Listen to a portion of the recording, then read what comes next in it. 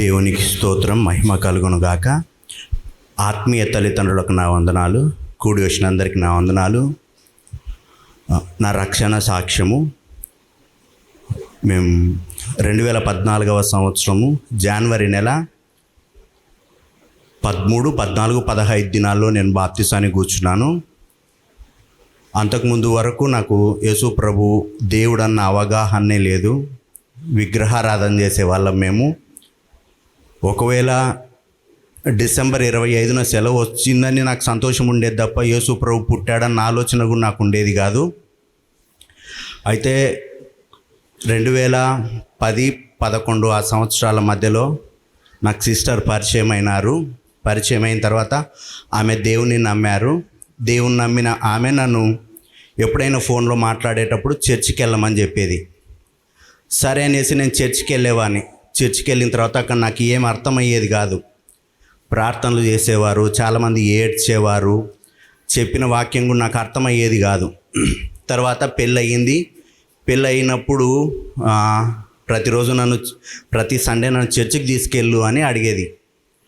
మేమేం చేసేవాళ్ళం అంటే ఇక్కడి నుంచి నందికొట్కూరు హోసన్నా మందిర్కి మేము చర్చికి వెళ్ళేవాళ్ళం. అక్కడికి వెళ్ళిన తర్వాత ఈమె బాప్తీసం తీసుకుపోయింది. బాప్తీసం తీసుకున్న తర్వాత ఒకానొక రోజు, నెలలో మొదటి రోజు అక్కడ దేవుని శరీర రక్తాన్ని ఇస్తారు. ఇచ్చేటప్పుడు అందరూ దేవుని శరీర రక్తం తీసుకుంటున్నారు. తీసుకునేటప్పుడు నన్ను పక్కకు పెట్టినారు. నన్ను పక్కకు పెడితే నేను తర్వాత వచ్చి ఎందుకు నాకు ఇవ్వలేదు, మీకు మాత్రమే ఇచ్చారు, ఎందుకు ఇచ్చారు అని అడిగిన. అంటే అప్పుడు అన్నారు బాప్తీసం తీసుకుంటే ఇస్తారు అన్నారు. అంతేనా అనేసి ఇప్పుడు నన్ను ఏం చేయమంటావు అని అడిగినప్పుడు అక్కడ పాస్టర్ అయ్య గారు ఉన్నారు, ఆయన్ని అడగండి, బాప్తీసం ఇస్తారు అని చెప్పినారు. సరే అన్న అనేసి నేను అక్కడ ఉన్నటువంటి దైవజనుని అడిగా, అయ్యా నేను బాప్తీసం తీసుకుంటాను అన్నాను. అయితే వచ్చే ఆదివారం రా అని చెప్పారు. సరే అన్న, సరే అని చెప్పేసి నేను వచ్చే ఆదివారం పోయినాను. అల్లూరు దగ్గర ఒకటి కేసీ కెనాల్ ఉంది, దాంట్లో ముంచినారు, తేల్చినారు, పేరు పెట్టినారు, పంపించినారు.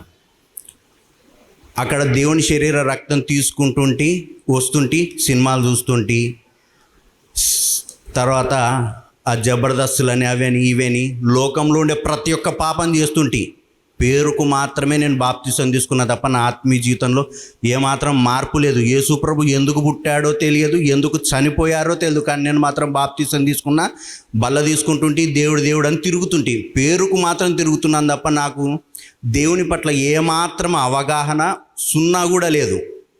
అయితే 2013వ సంవత్సరంలో మన చర్చ్ ఓపెనింగ్ జరిగింది. ఇక్కడ ఓపెనింగ్ జరిగిన తర్వాత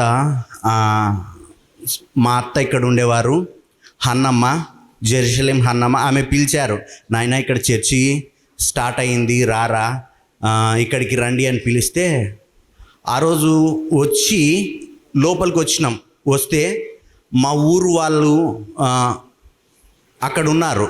నేను కనుక ఇప్పుడు లోపలికి పోయినాను అనుకో, క్యాస్ట్ ఫీలింగ్, వాళ్ళ దగ్గర నేను కూర్చోవాలనా, అరే నేను కూడా ప్రభుని నమ్మినారని అనుకుంటారేమో అనేసి ఎనికి వెళ్ళిపోయినా లోపలికి రాకుండా. అయితే సెమీ క్రిస్మస్ మీటింగ్స్ అని ఎర్రగూడూరు గ్రామంలో జరిపారు 2013వ సంవత్సరము డిసెంబర్ మంత్లో.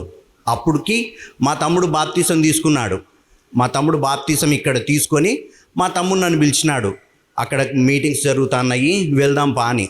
అంటే నాకు ఉండేది ఒకటే, ఇద్దరు కలిపి ఒకటే బండి ఉంది కాబట్టి సరే పోదాం పా అనేసి చర్చి దగ్గరికి వచ్చినాం. చర్చి దగ్గరికి వస్తే చర్చికి తాళం వేసినారు, ఎర్రగూడూరుకు పోవాలి అన్నారు. అప్పటికే చలి పెడుతుంది.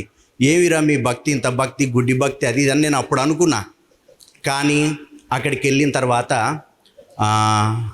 దేవుని కృపను బట్టి దేవుడు నాకు మారు మనసును కలుగజేసినాడు. ప్రతిరోజు నేను చర్చికి వచ్చేవాడిని.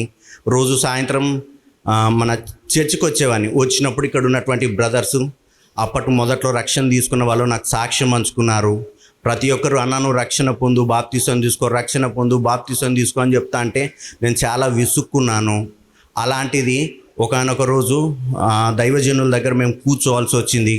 కూర్చోవాల్సి వచ్చినప్పుడు దైవజనుల దగ్గర కూర్చున్నప్పుడు బాప్తీసం తీసుకున్నామని నేను ఆయనకు చెప్పడం జరిగింది. అప్పుడు నాన్న ఒకటే మాట అడిగినారు, మీరు పరిశుద్ధాత్మను పొందారా అని అడిగారు. యేసుప్రభు ఎందుకు చనిపోయినాడో తెలియదు, రెండోది ఎందుకు పుట్టాడో తెలియదు. ఒక పాపంలో తిరిగే మాకు పరిశుద్ధాత్మ దేవుని గురించి ఏం తెలుస్తుంది? 1% కూడా మాకు అవగాహన లేదు. అంటే తేలుదు నాన్న అని చెప్పినాము. అప్పుడు కూర్చోబెట్టి దేవుని గురించి మాకు చెప్పారు.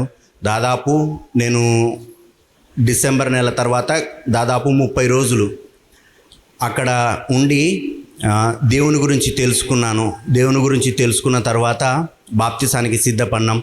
బాప్తిసం 3 రోజులు ఉపవాసం ఉండి నేను చిన్నప్పుడు చేసిన ప్రతి పాపాన్ని ఒప్పుకున్నా. ప్రతి పాపాన్ని దేవుడు బయలుపరిచినాడు. నేను ఒప్పుకున్న తర్వాత దేవుడు నాకు యోబు అని పేరు ఇవ్వడం జరిగింది. ఆ తర్వాత 2019 సంవత్సరము ఆగస్టు 8వ తారీఖున, అంటే సెప్టెంబర్ 8వ తారీఖున, అంటే ఈరోజు దేవుడు మమ్మల్ని సువార్త సేవకులుగా ప్రతిష్ఠించడం జరిగింది. ఈ రోజుటికి దాదాపుగా 4 సంవత్సరాలు అవుతుంది. అందును బట్టి దేవునికి స్తోత్రము. ఏమాత్రము లోకంలో ఉన్నప్పుడు దేనికి కూడా నేను ముందుకు వెళ్ళేవాడిని కాదు. ఎందుకంటే ఏ పని చేసినా అది తప్పైపోతుంది. ఎందుకు వచ్చింది, సంఘానికి వచ్చినప్పుడు కూడా చిన్నగా ఉండే కాబట్టి చర్చి చిన్న ఊగా బండలు దుడిచేవాళ్ళం. ఎందుకంటే ఎట్ట దుడిచినా ఏం కాదు, అది వేరే పనులకు పోయినామనుకో తప్పైపోతాయి. ఎందుకు వచ్చింది అనేసి దూరం ఉండేవాళ్ళము. లోకంలో ఉన్నప్పుడు కూడా చాలామంది అనేవాళ్ళు, వీడిని ఎత్తిన రూపాయి పెడితే ₹10 కూడా వీడిని కొనర్రా అనేటోళ్ళు. అట్లాంటిది దేవుడు నన్ను కొనుక్కొని తన పని నిమిత్తం నన్ను ఏర్పరచుకొని లోకంలో పాపంలో ఉండగా 24 గంటలు పాపపు కలలు కనేవాళ్ళము, పాపంలో ఉండేవాళ్ళము. అలాంటిది దేవుడు మాకు మంచి స్థలాన్ని ఇచ్చినాడు. ఎన్నోసార్లు నేను వాక్యానికి వ్యతిరేకంగా కూడా ప్రవర్తించిన రోజులు ఉన్నాయి. అన్నీ కూడా ఆత్మీయ తండ్రితో నేను ఎన్నోసార్లు పంచుకున్నాను. నేను తప్పు చేసిన ప్రతిసారి దైవజనులు నన్ను తన కొడుకులాగా చూసుకొని నాకు మంచిగా ఎలా బ్రతకాలని నేర్పించినారు. ఇంకొకరైతే అసహించుకుంటారేమో, కానీ నాలో ఉన్న తప్పులను మన్నించి ఇది కాదు నాయనా ఇది అని మంచిగా దారి చూపించినారు. లేకపోతే నేను 2014లో బాప్తిసం తీసుకున్నా, 2016లోనే వెళ్ళిపోవాల్సినవన్నీ. కానీ దేవుని కృపను బట్టి దేవుడు వాక్యం ద్వారా మాతో మాట్లాడి తన బలాన్ని ఇచ్చి ఇంతవరకు తన పనిలో నిలబెట్టాడు. లోకంలో ఎవ్వరూ కాదనుకున్నాం, అన్యజనులం, విగ్రహారాధికులం అయినప్పటికీ దేవుడు మమ్మల్ని పిలిచి తన పనిని అప్పగించి తన పనిని కొనసాగించడానికి శక్తిని ఇచ్చినందుకు, ఘోర పాపులమైన మమ్మల్ని తన పనిలో ఉంచుకున్నందుకు దేవునికి స్తోత్రము.